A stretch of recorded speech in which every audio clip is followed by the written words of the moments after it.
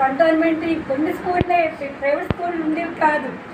ఈ 70 మందికి కూడా విద్య వచ్చేయాలి. ఆవిడ నేర్పిన అన్నికే ఎవరు చేయకపోయినా ఇంత కర్ర పట్టుకొని కొట్టింది. ఆవిడ ముందు భయపడేవాడు. అంటే డిసిప్లిన్కి మారిపోయారు ఎవరంటే అమ్మగారు.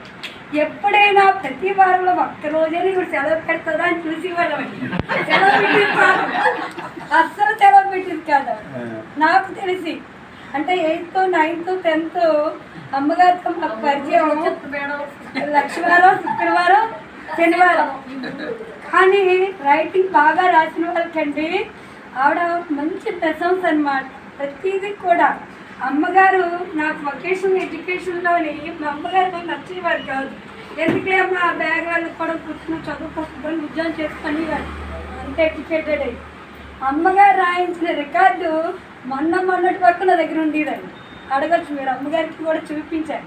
ఆ శాంపిల్స్ రాయించడం, ఆ రికార్డ్నే నా తదనంతరము అంటే నేను చదువుకుంటారు అయిపోయిన తర్వాత నా కూతుర్ని కూడా ఫస్ట్ హై స్కూల్లో జాయిన్ చేశాను.